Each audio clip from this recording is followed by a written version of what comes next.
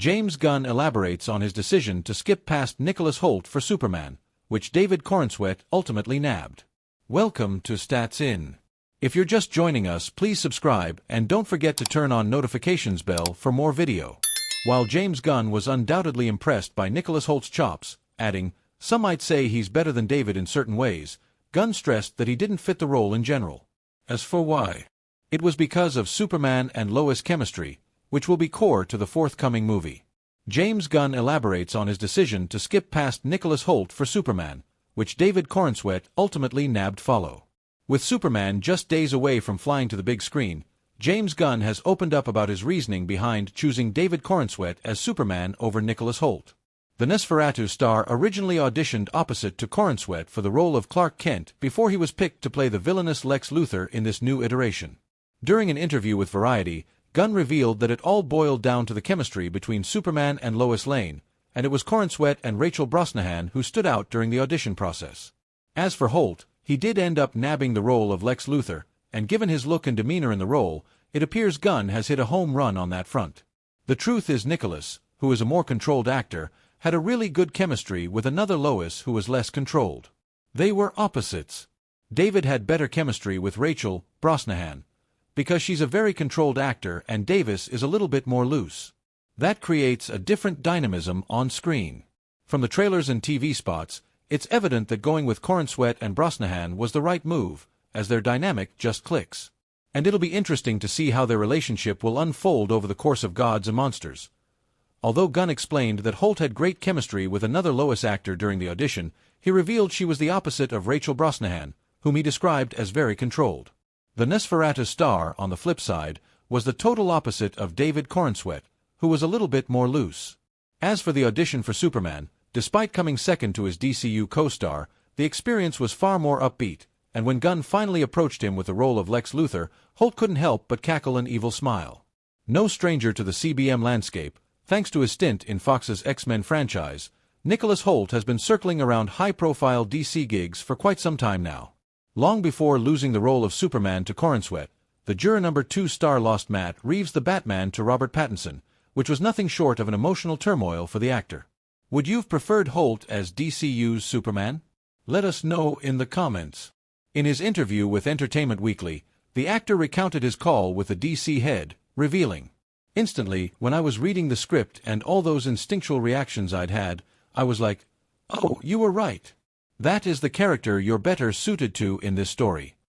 At last, Hoult is just days away from marking his DC debut as one of the most iconic villains in the DC lore, and if one had to go by the early reactions and the teasers, we're in for some true masterclass of villainy.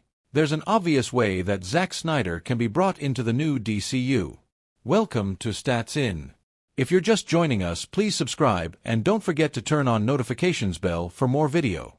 Snyder was known for directing many of the DCU's movies, including Man of Steel, Batman v Superman, and Zack Snyder's Justice League. The director eventually moved away from the superhero universe to direct some of his passion projects like Army of the Dead and Rebel Moon, but that doesn't rule Snyder out from returning to the DCU under Gunn. James Gunn's new DCU is now in full swing, putting to bed the past films and series in the DCU, including many of Zack Snyder's works. However, the new DCU has a project on its slate that would be perfect to reintegrate Snyder into the cinematic book universe. Finding the right DCU project for Snyder would be an easy way to appease these fans and give the director a chance to return to his comic book movie expertise. One issue lies in Snyder's reluctance to return to the DC world. In December 2023, Snyder told The Atlantic he was not knocking on James Gunn's door, asking to be let back into the DC. However, he also expressed interest to The Hollywood Reporter at the time in making a Dark Knight Returns adaptation for the DCU, so there's a chance the right project could bring him back. The old DCU was heavily influenced by the tone and style of Zack Snyder.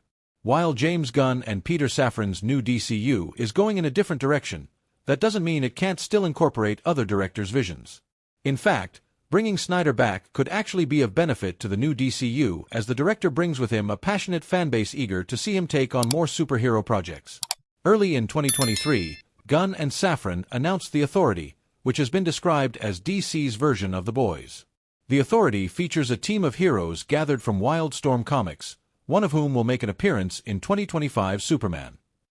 The group is something of an anti-Justice League and, while they are good-intentioned, the group is more cynical and aggressive in their methods to protect the planet. As for what that project might be, it can't be something he has done before. The character of Superman is being taken over by Gunn himself in the 2025 Superman reboot, and Batman is handled by multiple directors in Matt Reeves' The Batman Part 2 and Andy Muschietti's The Brave and the Bold. Instead, Snyder needs a DC project that takes him back to his roots and suits his darker tone and sensibilities. Luckily, there is such a project on the docket for the DCU's first phase. No filmmaker is presently attached to the Authority, although Gunn has made it clear the concept is a passion project of his. However, the director is already quite busy directing Superman, writing Creature Commandos Season 2, and overseeing the entire DCU slate. It's possible, and almost likely, that Gunn won't have time to board the project as a director, but he could attach himself to it as a writer. In some ways, The Authority is similar to Alan Moore's Watchmen, which was a satirization and deconstruction of the superhero genre. One filmmaker who knows about Watchmen is Snyder, who directed a film adaptation of the graphic novel in 2008. Watchmen may have earned middling reviews, but that doesn't derail Snyder's experience and understanding of the superhero genre. Directing a project like The Authority would allow Snyder to play in the new DCU while returning to his darker Watchmen roots, giving him essentially a third chance at the superhero genre. The two creatives clearly make a good writer-director duo, so The Authority seems like the perfect project to reunite Gunn and Snyder. The Authority also serves as the perfect re-entry point for Snyder back into the comic book movie universe in a way that appeases fans of the Snyderverse while still allowing the director a fresh chance at the superhero genre. In 2023, Gunn mentioned to Collider that he'd already written much of the outline for The Authority himself, so he could potentially bump himself up to write the script and then bring in another director to take it from there. When it comes to choosing that director, Snyder is a logical choice given his and Gunn's work history. In 2004, the duo worked together on Dawn of the Dead, which was Snyder's breakout hit as a director thanks to a script that was penned by Gunn. To this day, Dawn of the Dead remains one of Snyder's most acclaimed works. David Corenswet's idea for an R-rated Superman can perfectly go alongside a DC comic story that James Gunn needs to adapt for the DCU. Welcome to Stats In. If you're just joining us, please subscribe and don't forget to turn on notifications bell for more video.